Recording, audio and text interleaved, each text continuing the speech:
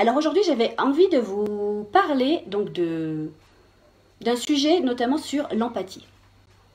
Et comme je l'ai mis donc en titre, où je vous invite à ne pas être empathique. Sauf que je ne parle pas à tout le monde, bien évidemment. À qui est-ce que je m'adresse? Alors, dans cette vidéo, comme dans la plupart des autres vidéos que je vous partage donc des informations, je vous partage mon point de vue, je vous partage mes opinions. À aucun moment, je ne souhaite que, que ce soit pris pour une vérité absolue. Moi-même, je suis une personne qui change d'avis très régulièrement. Je vous partage donc juste des sujets, des thématiques. À vous de prendre ce qui vous parle et de ne pas prendre quand ça ne vous parle pas. Soyez vraiment libre, sentez-vous libre de prendre uniquement ce qui est là, ce qui est en vous, ce qui résonne en vous. Bien. Alors maintenant, donc, je voulais vous parler donc de ne pas être empathique. Et encore une fois, à qui est-ce que je m'adresse? Je m'adresse aux personnes qui sont hypersensibles. C'est à elles ou à vous, si c'est votre cas, que je m'adresse en indiquant ne soyez pas hypersensible. Ne soyez pas empathique, pardon. Pourquoi? Déjà, qu'est-ce que l'empathie? L'empathie, donc, ça vient du grec pathos, qui veut dire ce qu'on éprouve. C'est la capacité de s'identifier à l'autre et de ressentir ce que l'autre ressent. Une personne hypersensible, c'est une personne qui a les sens, on va dire qu'il y a une sensibilité plus forte, plus haute que la moyenne. Donc elle est déjà sensible aux différentes informations qui sont dans son environnement, à travers les différents canaux, les quatre principaux, l'ouïe, l'odorat, la vue, le toucher, et également le sixième sens. Les personnes hypersensibles ont un sixième sens, souvent très développé. Voilà, donc à ces personnes-là qui ont déjà une tonne d'informations qui leur arrivent par les différents sens, elles sont déjà donc submergées. Donc à elles, à vous, je vous invite à ne pas être empathique. Parce qu'une personne hypersensible, en même temps, donc comme je vous disais, donc, elle a une plus haute et une plus forte sensibilité que la moyenne, à plus ou moins long terme, selon la situation et selon les personnes, ça peut durer un peu plus longtemps. L'hypersensibilité est souvent vécue comme une difficulté par la personne qui est hypersensible, ou perçue comme étant exagérée, voire extrême, par les personnes de l'entourage, de l'environnement. Donc à ces personnes-là, qui sont déjà, comme je vous le disais, donc, remplies d'informations diverses et multiples, donc des différents canaux qui sont les nôtres, eh bien, être en plus empathique, c'est-à-dire percevoir, recevoir ce que l'autre ressent, ça fait beaucoup. Ça fait beaucoup. Donc à ces personnes-là, à toi, si tu es une personne hypersensible, je t'invite à ne pas être empathique. Les personnes hypersensibles, il faut savoir qu'il y en a entre 15 à 20% de la population. Ça fait une personne sur 5. Une personne sur 5 est hypersensible. Ça peut être toi, peut-être, qui me regarde, ou une personne, forcément, dans votre environnement, vous avez certainement des personnes qui sont hypersensibles. Donc, je vais vous donner quelques critères pour repérer les personnes hypersensibles. Celles qui le sont savent un petit peu ce qui les caractérise. Mais les personnes qui ne le sont pas, qui le sont moins, c'est plutôt à elles que ça va pouvoir aider, parce que ça va pouvoir permettre de savoir si certaines personnes autour de vous sont hypersensibles et de pouvoir comprendre certains de leurs comportements, de leurs réactions surtout. Une chose également, c'est que l'hypersensibilité n'est pas une maladie. Ça n'est pas une pathologie. Donc ça ne se soigne pas. C'est une caractéristique d'une personne sur 5 en fait. Une personne sur 5 a ces caractéristiques-là. Ça n'est pas génétique. Ça découle de l'histoire de la personne, en commençant déjà dans la vie intra-utérine, en passant ensuite par le contexte familial, par la généalogie, la société, etc., etc. On peut avoir un même contexte familial et vous savez très bien, dans une même fratrie, toutes les personnes n'ont pas la même sensibilité. il y a même hypersensibilité. Donc il y a vraiment différents contextes qui font qu'une personne va être hypersensible ou pas. On l'est ou on l'est pas, hein, il n'y a pas de... Donc les différents critères donc, sont ceux-là. Premier critère d'une personne qui est hypersensible, ce sont des personnes qui vont au fond des choses. Quand je dis ça, je ne veux pas dire que les personnes qui ne sont pas hypersensibles ne vont pas au fond des choses. C'est juste une caractéristique parmi d'autres qui indique qu'une personne est hypersensible. Elles vont au fond des choses parce qu'elles veulent comprendre les choses, elles veulent aller au fond des choses. Ce sont des personnes qui sont davantage intuitives. Et pour pouvoir, davantage comprendre ce qu'elles ressentent, ce qu'elles perçoivent, elles ont besoin d'aller forcément davantage au fond des choses. Donc premier critère, personnes hypersensibles sont des personnes qui vont au fond des choses. Deuxième critère, ce sont des personnes qui réagissent plus facilement. Elles réagissent plus facilement, notamment parce qu'elles sont déjà plus d'empathie. Parce qu'elles se soucient davantage des problèmes des autres aussi, de leurs amis notamment. Donc elles réagissent donc plus facilement. Donc ça c'était donc le deuxième critère. Troisième critère, eh bien, ce sont des personnes qui vont mettre plus de temps à prendre une décision. Ça c'est un élément qui est important parce que ça peut mettre la discorde aussi entre les personnes. Le fait qu'une personne hypersensible va prendre davantage de temps pour prendre une décision. Pourquoi ? Parce qu'elles perçoivent davantage les nuances.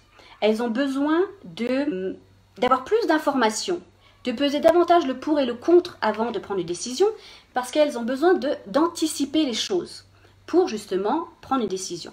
Donc quand vous posez une question, de faire un choix à une personne qui est hypersensible, sachez qu'elle va prendre du temps.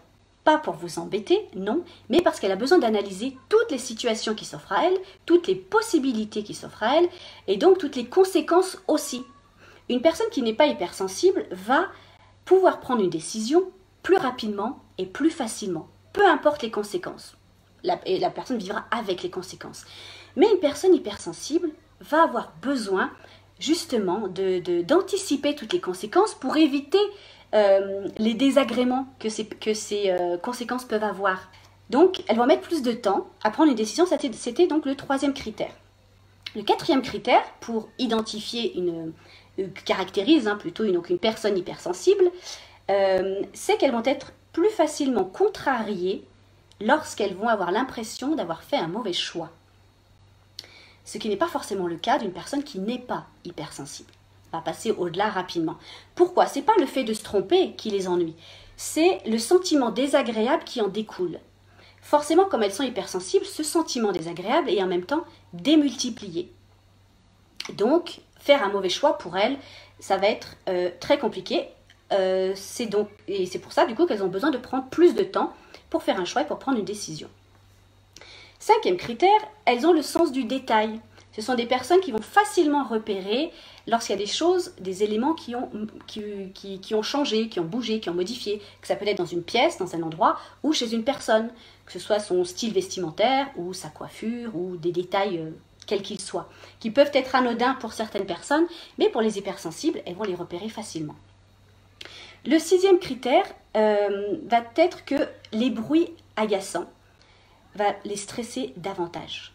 Parce que comme elles perçoivent les éléments extérieurs de façon amplifiée, eh bien, les bruits agaçants vont les stresser davantage et donc les mettre mal à l'aise de façon plus importante qu'une personne qui ne l'est pas.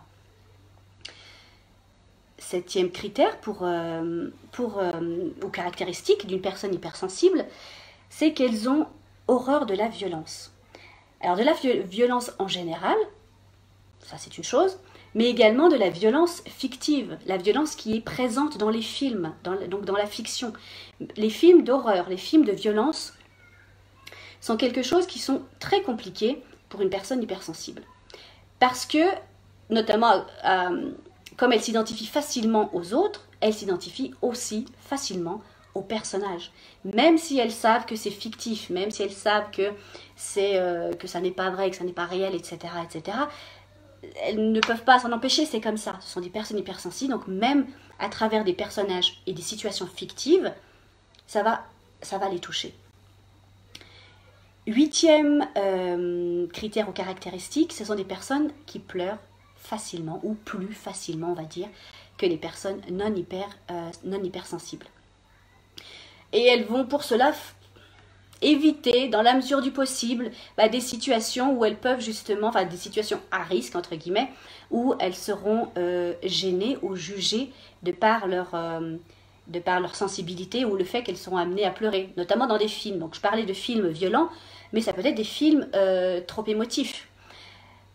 Les personnes hypersensibles, pour une situation presque anodine, peuvent montrer beaucoup d'émotions, peuvent même pleurer, alors que des personnes qui ne le sont pas, regarderont la scène et sans plus d'égard que ça. Et ça, donc, effectivement, ça peut être mal perçu par des personnes qui ne sont pas hypersensibles, et elles peuvent être critiquées ou jugées, dire « Ah, tu pleures pour ça ? Ah, vous voyez ce que je veux dire ?» Donc ça, dans ces cas-là, c'est les personnes, quand elles sentent qu'elles ne sont pas dans un environnement favorable pour elles, vont essayer d'éviter des situations qui vont les amener justement à ce que leurs sensations ou leurs émotions soient trop intenses. Donc elles vont éviter ces situations-là. Neuvième critère, sont des personnes plus attentionnées que la moyenne. Elles ont tendance donc à faire davantage attention aux autres. Je vais vous donner un exemple. Les personnes hypersensibles, par exemple, des choses anodines en même temps, vont toujours faire attention à où est-ce qu'elles vont poser leur caddie, par exemple, quand elles sont au supermarché. Pas parce qu'elles ont le sens de l'ordre ou peu importe autre, non, mais parce qu'elles savent que si elles vont poser leur caddie n'importe où, ça peut gêner des personnes qui peuvent arriver de n'importe quel endroit. Donc, par souci de ne pas déranger, de ne pas gêner, elles vont poser et reposer le caddie à l'endroit qui leur est consacré. Un autre exemple, ça qu'on trouve notamment dans plusieurs grandes villes de France. Je vais parler donc pour mon cas donc à Lyon, où il y a un super service de transport qui s'est beaucoup développé, qui est donc la location de trottinettes en libre service. Alors c'est hyper pratique, parce que tout le monde peut du coup se déplacer facilement, à moindre coût, etc. Donc ça c'est super.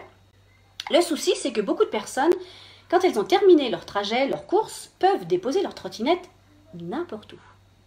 Ça, une personne sensible ne peut pas le faire. Encore une fois, ça n'est pas par souci d'esthétique ou par souci de remettre les choses à leur place, non. C'est par souci de n'importe qui va pouvoir être gêné par la trottinette posée n'importe où. N'importe qui peut se prendre les pieds dans la trottinette et ça arrive malheureusement assez souvent. Que des personnes ne voient pas qu'une trottinette soit posée, laissée ou abandonnée au milieu du trottoir ou d'une place, et qu'une personne va se prendre les pieds dedans. Une personne hypersensible, donc, pour elle, c'est pas concevable. C'est pas concevable parce qu'elle va anticiper le fait que une ou des personnes va pouvoir se blesser avec cet engin-là. Donc, comme je vous le disais, donc, ce sont des personnes plus attentionnées que la moyenne. Dixième critère ou caractéristique des personnes hypersensibles, elles sont plus sensibles aux critiques.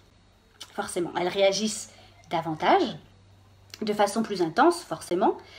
Et elles vont, là encore une fois, utiliser des techniques qui vont leur permettre de ne pas se trouver dans ces situations-là de critique. Ça va être... sont des personnes elles vont essayer donc de tout faire pour plaire, pour ne pas déplaire, ou voire même de se critiquer elles-mêmes pour éviter d'être critiquées par les autres. Parce que c'est hyper compliqué pour elles, ce sentiment-là, de vivre avec ce sentiment hyper désagréable d'être critiqué. Donc là, je vous ai indiqué donc 10 critères pour pouvoir reconnaître une personne hypersensible. Comme je vous le disais, donc une personne qui l'est, tout ça, elle le sait, parce qu'elle le vit. Si je vous l'indique, c'est surtout pour les personnes qui ne le sont pas, et pour vous permettre, en tous les cas, d'identifier dans votre entourage des personnes qui pourraient l'être. Comme je vous disais, donc ça concerne une personne sur 5. Une personne sur 5, 15 à 20% de la population sont des personnes hypersensibles. Et je le répète, ça n'est pas une maladie, ça n'est pas une pathologie. Une personne hypersensible c'est une caractéristique faisant partie d'elle. Elle est née comme ça. Ça commence au niveau de sa vie intra-utérine, comme je vous le disais, et ensuite de par son contexte familial, son contexte de vie, qui fait qu'une personne est hypersensible ou pas. Donc maintenant que je vous ai indiqué donc pour quelles raisons une personne hypersensible, j'invite à ne pas être empathique, parce que c'est déjà assez compliqué comme ça à vivre et à gérer ses propres émotions, ses propres ressentis, d'être submergé d'informations extérieures, que ce soit un environnement ou que ce soit à travers des personnes aussi, parce que forcément elles vont ressentir davantage ce que d'autres ressentent, à elles, à vous éventuellement si vous l'êtes. Je vous invite à ne pas être empathique pour justement être plus à même et plus à l'écoute de pouvoir aider. Parce que lorsqu'on est empathique, une personne hypersensible étant empathique, c'est quasi impossible de pouvoir aider qui que ce soit. Parce que empathos, ça veut dire prendre la maladie. Prendre la maladie de l'autre. Comment aider qui que ce soit si en plus de ma propre sensibilité, de ma propre hypersensibilité, je m'octroie en plus la maladie, entre guillemets, bien évidemment, la maladie de l'autre. Vous comprendrez que ça devient hyper compliqué. Donc, je vous invite à ne pas être trop empathique. Et pour ne pas l'être, eh bien, il y a pas, comme je disais, c'est pas une maladie, il n'y a pas de solution miracle, il n'y a pas de choses particulières. Mais il y a le fait, en tous les cas, de poser ses limites. Savoir poser ses limites, savoir poser la bonne distance, la juste distance avec l'autre, avec les autres, permet justement de ne pas être trop submergé, de ne pas prendre ce qui n'est pas à soi. Parce que toutes ces informations-là font souffrir aussi les personnes hypersensibles. Donc, ce que je peux vous suggérer en tous les cas, c'est donc de savoir poser vos limites, poser une limite saine, une limite juste avec l'autre, avec les autres, une bonne distance avec les autres, être même égoïste aussi. C'est quelque chose qui peut vous aider, parce que très souvent les personnes hypersensibles sont au contraire des personnes très généreuses. Et là, je vous invite à faire l'inverse, c'est-à-dire à être davantage égoïste, c'est-à-dire à vous passer vous avant les autres. Donc voilà, savoir poser ses limites, savoir être égoïste pour mieux vivre justement les situations difficiles qu'il peut y avoir autour de vous. Ne soyez pas empathique, mais soyez sympathique. C'est-à-dire, voyez la souffrance de l'autre, mais ne la prenez pas.